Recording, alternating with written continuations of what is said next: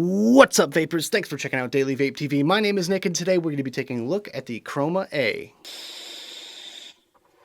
So this is the latest and greatest from our friends over at Innokin. This is the Kroma-A, which is very similar to the Chroma mod that we took a look at a couple of months back. Basically, all they did here was take out the integrated tank system and just raise that 510 up to make it flush with the top section, and included this Crios tank, which is a really nice tank. The coil heads in here have Clapton wire in them. They're capable of handling 45 to 65 watts, which is great for pretty much any type of vapor out there. So before we get into this video, I do have to state my intent by saying that I did receive this product for free from the manufacturer for the purpose of doing this video. However, it has no monetary value to me, which means my opinions on it will remain honest and unbiased, of course, as always. With that being said, I'd like to give a huge shout out and thank you to the people over at Innokin for sending this my way. Really love taking a look at all of Innokin's latest products. So taking a quick look online, I found the average price was about $50 for the kit. Now that includes the Crios tank and the Chroma mod, which I think is a hell of a deal because nowadays it's hard to find many items that are under $50, especially for a whole kit. But with that, it's available in black, white, red, green, and blue. Pretty muted, basic kind of colors to this one here. I really wish they were going to do a pink or a rainbow or a lime green or something crazy like that. I really like to see the really cool colors, but with that, you know, it does work the same no matter what color it is. And if you guys want to pick one of these up, I'll leave a link right down there in the description. But without further ado, let's go down to the close-up view and take a better look at this thing.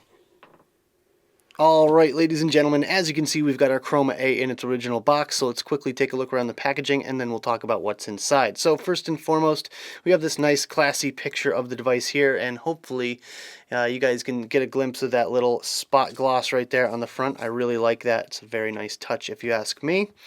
On the bottom we have an Innokin logo, on this side we have a Kroma-A logo, and on the top we have another Innokin logo. On the back, pretty basic stuff here. We have some warnings, what the kit contains, some company information, the scratch and check authentication thing, and a UPC. But you guys want to see what's in the box, so let's just slide off the lid like that and take a look at what's inside. There we go. First thing that bugs me is the use of two different fonts, and that bugs me as a graphic designer. Not necessarily, it has nothing to do with, you know, anything else, but just them using two different fonts, it kills the designer side of me. But there we go. We have the kit here, which has the Kroma-A, the Crios tank, the extra glass piece, and an extra coil right there. And I believe that's it. I don't think there's anything underneath this little piece there. Yeah, no, that box is completely empty under there. While we take a look at the accessories, let's just see what we get here. Oh, there's even more. There we go. So I guess we'll start with little tank band. It comes with a little Innokin tank band, which I guess is good because I'm always losing them or breaking them. And here we have a bag of extra parts. I believe that's a 510 drip tip adapter and a few extra O-rings, which is nice. We have the micro USB cable. And you know what? I do use these, so it is nice that they include one with every single device because I always find a use for a micro USB cable. Next thing is this really weird thing. I don't even know exactly what to call it because it looks like it would be like a stand-up advertisement. I guess you're supposed to like build this thing and it's supposed to like stand up somehow, but it's kind of your quick start guide, but it's meant to go on your desk or something. I don't know. And then it's got the inside part here with even more information. Doesn't make much sense to me personally, but that is what they put in there. I think it would have been smarter just to have a little booklet or something, but there we go. We have our warning and safety guide. Let's just flip through it. Oh yes, very wordy. I don't even see any pictures in here, at least for the English part of it. Yeah, there's only a couple of pages per language, but I don't see any pictures, and it's extremely wordy, so ugh. At least it's in booklet form and not one of those stupid fold-out pieces of paper. Anyways, we have the battery care guide. Nice that they include this, you know, just as an added safety precaution. And last but not least, Stickers! Yay! Thank you, Innokin, for stickers. More companies should include stickers. Alright guys, so real quick, let's just go over the specs. First of all, it's powered by the Aethon temperature control chipset. It's 510 threaded. The battery capacity is 2000 milliamps. The wattage range is 6 to 75 watts. Temp control with nickel, titanium, and stainless steel. Temp control range of 100 to 315 Celsius or 300 to 600 degrees Fahrenheit. A minimum resistance of 0.1 ohms. Recommended resistance for TC mode. For nickel, it's 0.1 to 0.2. For titanium, it's 0.1 to 0.5. And stainless steel, 0.2 to 1 ohm. It has an OLED display, 5 volt at 2 amp micro USB fast charge, vape while charging technology or pass-through, precision temperature control, flip screen orientation, and precise reading, resistance volts, and puff counter. And as for the Crios tank, it's 24 millimeters in diameter. It has a 4 mil juice capacity. It's 510 threaded, top fill design with twist off cap, stainless steel construction, glass tank, triple airflow slots, adjustable airflow control, Ultem widebore drip tip, compatible with Innokin Crios atomizer heads, includes 2 Crios BVC Clapton 0.65 atomizer heads with wattage range from 35 to 65, and includes a 510 drip tip adapter. Alright guys, so real quick, let's just give you a breakdown of some of the parts on this Crios tank. First of all, the drip tip.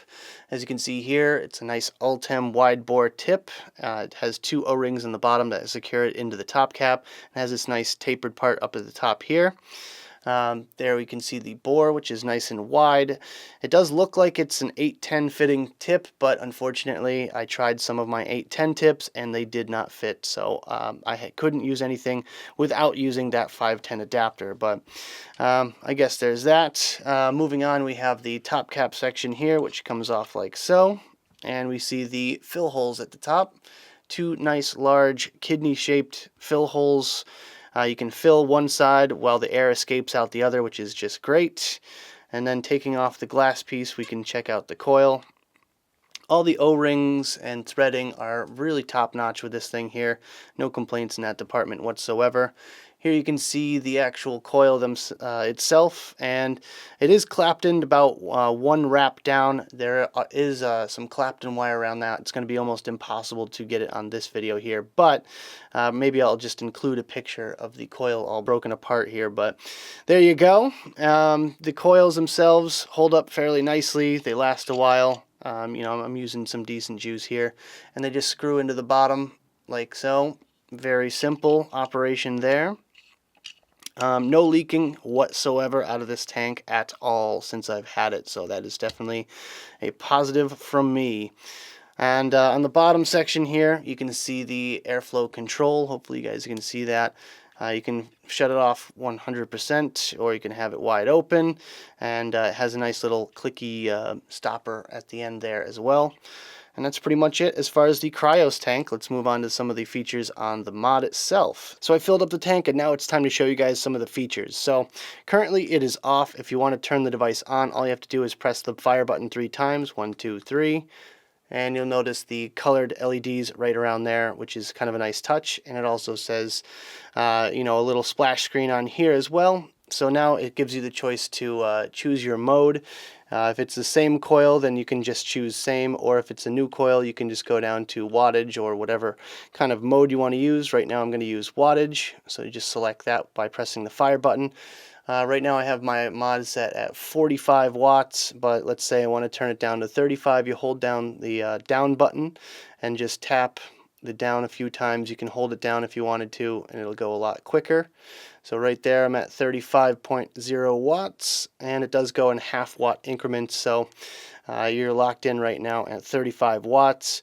So if you want to change it to temp control or any other mode, you just hold down the fire button and the plus button, like so, and then it'll move it to the first temp control mode, which is nickel. If you want to change your wattage when you're in temperature control mode, then hit the fire button and the down button at the same time, and then that way you can adjust your actual wattage for using temp control. So that's how you do that. Then you can just cycle through the various temp control modes until you find the one you want, or you can go back to wattage mode just by clicking and holding the fire button and the up button for a few times. Now we're back to wattage, as you can see there. The only other thing that you can really do with this is basically just flip the screen or check your puff counter like that by holding the plus and minus buttons. When that happens, your screen has now been flipped, so now the orientation is the other side. If you want to look at it from the other direction, or left-handed people or whatever, you can just flip the screen just like that. One really cool thing about Innokin devices is that when you hold the fire button, it shows a LED around the actual fire button itself, which indicates the battery life. So right now mine is green, which means the battery's good to go. Once it gets to about halfway, it turns yellow, and then when it's time to get to the charger, it turns red. So that's a very cool, quick way to check on your battery life of your device without looking at the actual screen itself. Let's say we want to shut it off. It's 3 clicks, 1, 2, 3, and now the device is off. And if you click the button now, it'll say off, click 3x. So it's kind of always got that standby mode sort of thing, but from my understanding, it doesn't use a lot of power to keep it ready to go like that. So it's almost essentially just always on except locked, but all you have to do to unlock it or turn the device on is click it 3 times, which is really, really quick to do. So anyways, that is the close-up section for the Kroma-A and Cryo Tank by Innokin. Let's go back to the main screen, have a quick vape on this thing, and we'll talk about it some more.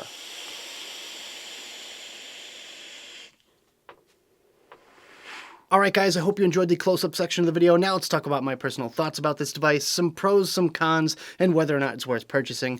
Starting off today with the pros, and my first pro is that it's simple and easy to use. Yeah, this thing doesn't have a lot of features to it, but I like that. I really like something that you can just kind of give to someone and they're going to be able to figure it out in a matter of about 10 to 15 minutes. So with that, if you're looking to give someone a gift as a first kit or something like that, this would definitely be a good one to choose because it is super easy and anyone can figure it out. My second pro today is that it's small, lightweight, and compact, and yes, I really like using those 3 adjectives in a row like that, especially since it's 100% true with this device here. As you can see, it's smaller than the palm of my hand, but it still has that kind of ergonomic grip feel where it doesn't weigh your hand down, doesn't have a lot of bulk to it, and it's very comfortable to vape on all day long. I do have a little bit bigger hands and my pinky kind of rests at the bottom here, but it's just kind of added support so I have no fear that I'm going to drop it. My third pro today is that it's powerful for its size. This thing is a 75-watt device and it is absolutely tiny. So to have that much power in your pocket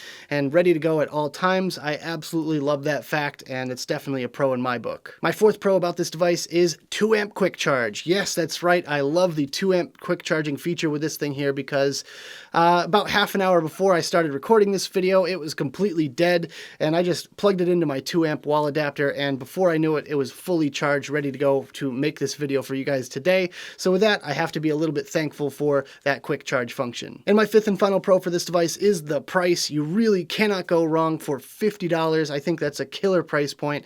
And Christmas is coming up, so keep this in mind for the stocking stuffer, for the vapor in your life, or maybe even the smoker in your life that you're trying to convert. This would make an excellent first kit, and I really feel like they would appreciate it.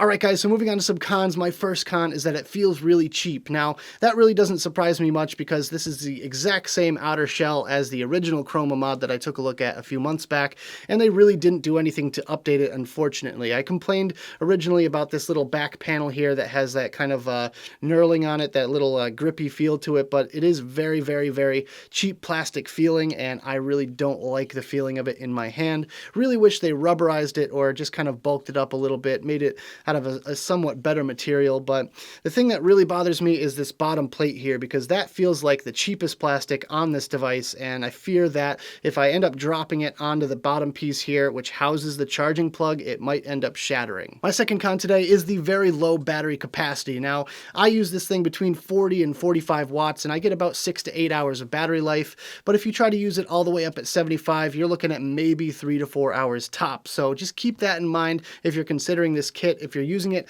exclusively with the Crios tank on top, about 45, maybe 55 watts, then yeah, you'll get an average lifespan out of it, and you can also do a pass-through charge and vape at the same time. However, that is a bit inconvenient as you're tethered to the wall all the time, and the overall battery capacity is only 2,000 milliamps, which is lower than pretty much all 18650s on the market. My third con for this device is the wear and tear factor. Now, I haven't had any issues with mine so far. However, just handling the Kroma, the original Kroma mod, over time, just seeing how that got scratched up and beaten up, I can definitely tell you that's definitely going to happen with this device here. It is a very cheap device, and if you get about a year or two out of it, I think you're getting your money's worth. And my fourth and final con for this device is it's hard to fill up the Crios tank without getting juice everywhere. Now, what I mean by that is the fact that this top cap section actually kind of forms a perfect seal over the actual filling port section of it, and with that, if you have any excess juice on the top section of the actual filling port, it's going to end up squeezing it out over the sides and then down onto the top rim of the glass section here. You're going to have to wipe it down from time to time, and it does get a bit annoying, but otherwise it's a pretty darn good tank.